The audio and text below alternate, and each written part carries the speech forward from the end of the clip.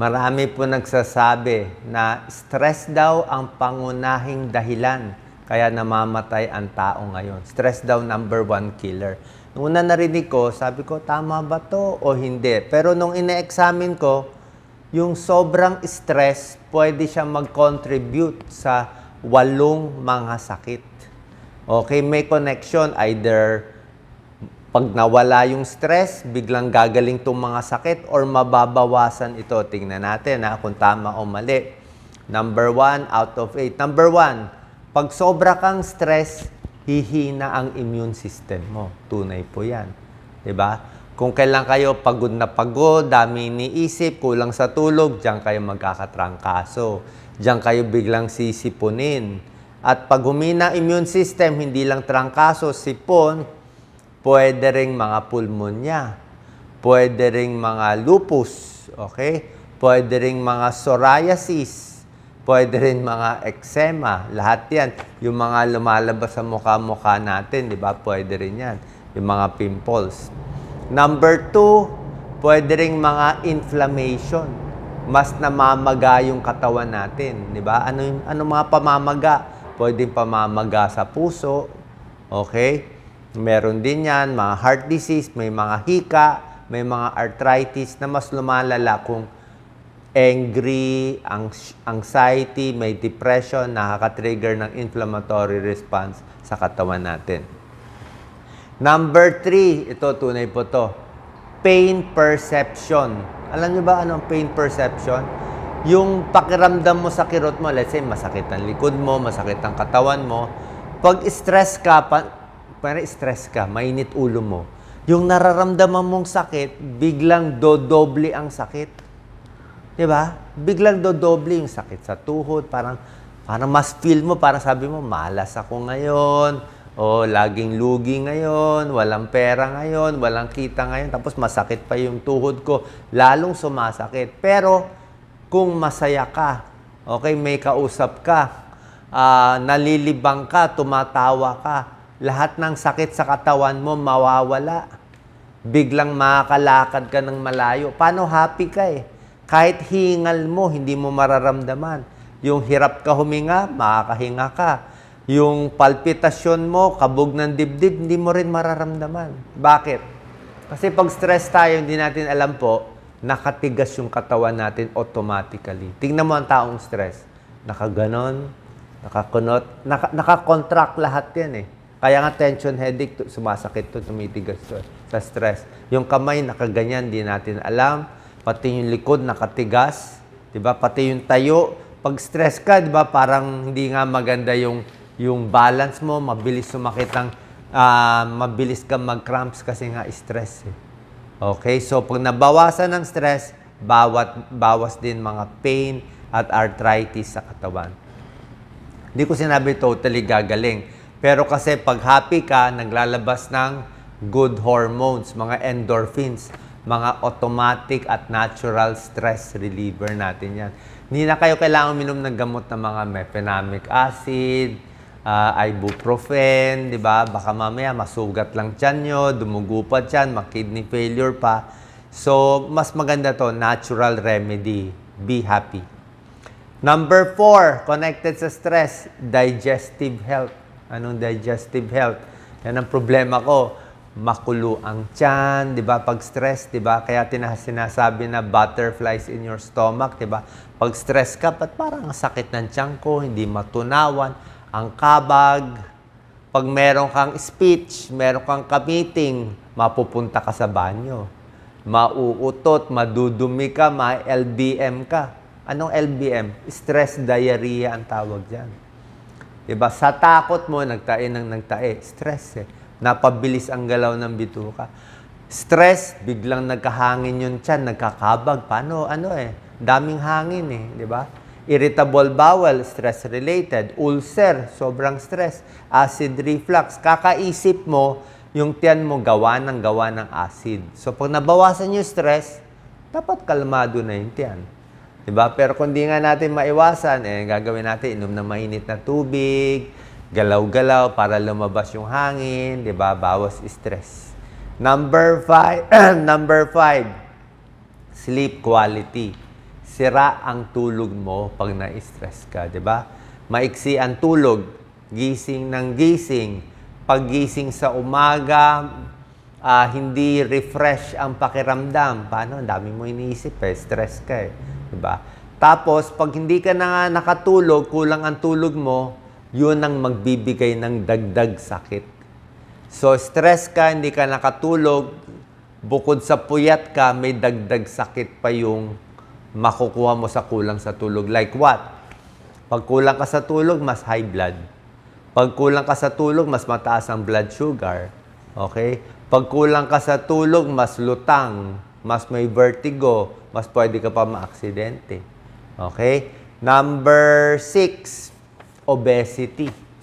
'Di ba? Pag stress, anong mangyayari? Kain ng kain, 'di ba? Comfort food para maging masaya, kakain ng chocolate, ng ice cream, ng french fries, ng fast food para matanggal lang yung mga iniisip na problema. 'Di ba? Mga bad habits, alak, soft drinks, mamaya droga pa, drug abuse. So, maraming bisyo dahil na stress. Number 7 out of 8, ito mas deadly syempre. Pag sobrang stress, number 7, ito yung linya ko bilang cardiologist, heart attack. Sobrang stress, heart attack. Stroke, sobrang stress.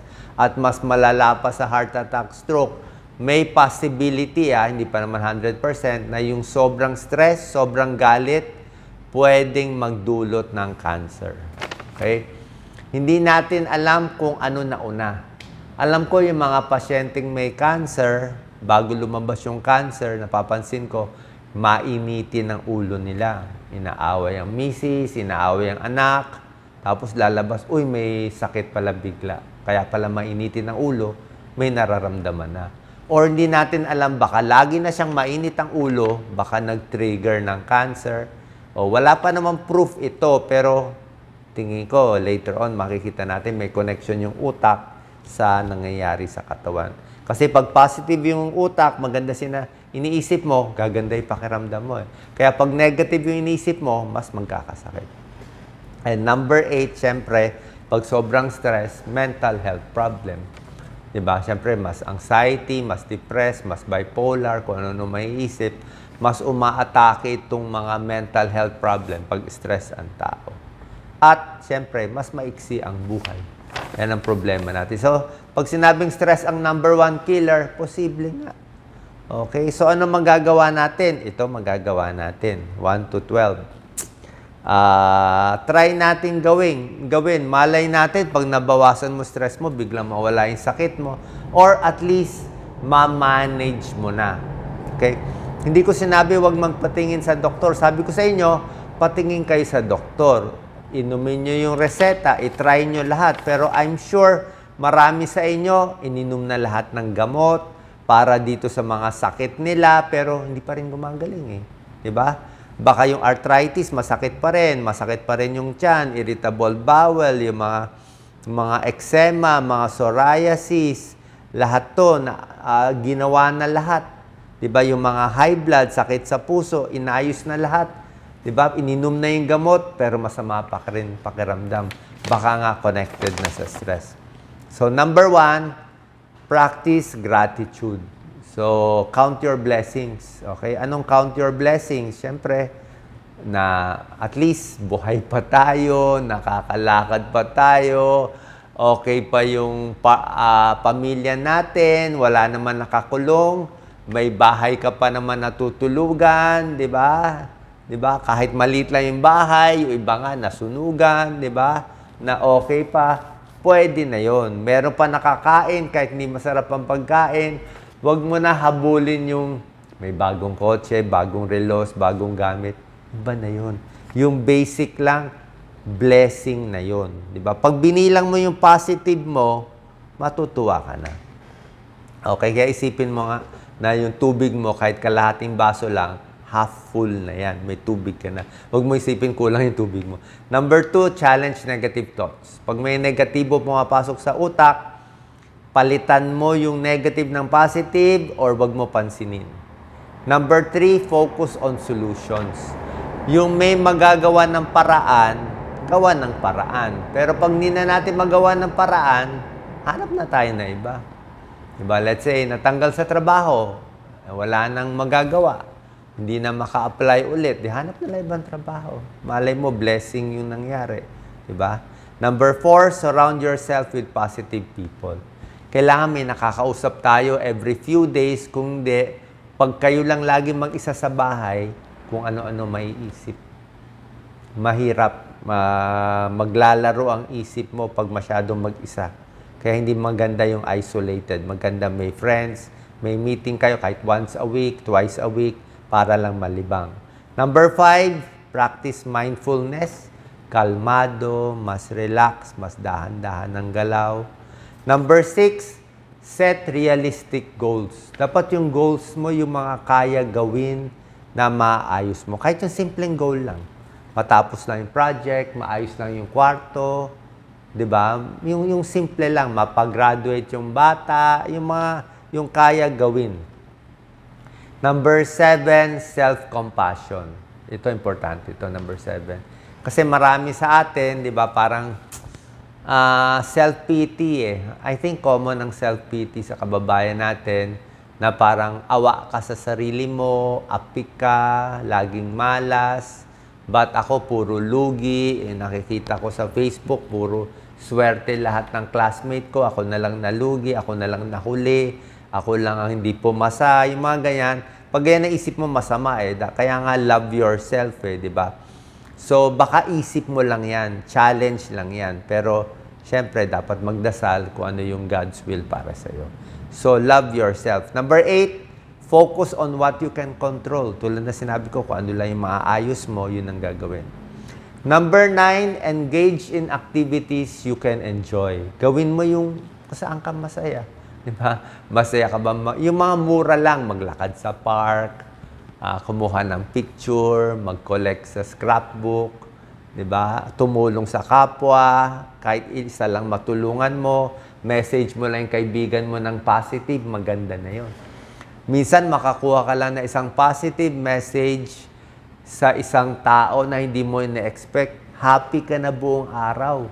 Napasaya mo lang siya, one day pwede na yon. One day na yon. One day happy na siya, dagdag na yon. Parang bulaklak na yon, blessing na yon. Hindi mo naman kailangan gawin na lahat eh. Baka hanggang dun lang ang kaya. Okay? So, engage in activities you enjoy. Number 10, practice positive affirmation. Parang ipe-pep talk mo yung sarili mo na kaya mo yan, maganda yan, may darating na maganda. Masakit katawan mo ngayon, pagod ka, pero bukas gaganda yan. Ganun ako lagi. Bukas okay yan. Bad mood ka ngayon, may lagnat ka ngayon, feeling mo parang bibigay na katawan mo ngayon. Hayaan mo lang yan. Tomorrow, gaganda ulit yan. Gaganda. Babawi yung katawan mo, may darating na maganda. Hindi naman kumbaga sa game, sa pustahan, di ba? Kahit Karakrus eh, wala naman talo lagi eh. May ikot yan na magiging panalo ka rin. Number 11, learn from your failures. Di ba? Pag natalo, naapi, nalugi, baka God's will naman yun eh. Merong mas maganda pang darating o may lesson na matututunan. And number 12, yan, accept life. Tanggapin na natin. Buhay naman, hindi lahat positive. Tingnan mo yung mga buhay ng ibang tao. Maraming negative, maraming malungkot. Pasalamat na tayo, kumabot tayo sa magandang edad, nakatulong tayo, lagi magdarasal. At syempre, lagi ko sinasabi, itong mga health tips natin, syempre may tulong to sa inyo. Yung pag-inom ng tubig, mga stretching, tamang pagkain, lahat naman to may tulong. Para at least, kahit very stress kayo, yung katawan mo naman dapat healthy. Kaya ang ginagawa ko nga ngayon mas konti talaga kinakain ko. Kasi mahirap maging overweight. Kasi pag overweight tayo, mahirap. Pag talaga mabigat ka, lahat ng sakit. Pag mabigat ka, para kang may dalang silya. Kaya overweight ka 20 pounds, parang may karga kang 20 pounds na dala-dala mo. Pero pag natanggal mo yung mabigat na 20 pounds na extra taba sa bilbil, di ba? Mas makakalakad ka na mabilis. Mas hindi ka hihingalin. Mas hindi hirap yung katawan mo. Parang kotse. Pag nilagyan mo ng maraming kargada yung kotse mo, masisira yung gulong, masisira yung makina. Pero kung magaan lang yung kotse mo, magaan lang yung karga, kahit luma na yung kotse mo, matanda na yung kotse mo, at least aabot ka pa rin kasi nga magaan yung karga. Kaya kain lang na mas konti, diet ang mahalaga. Salamat po, God bless po, ingat po tayo palagi.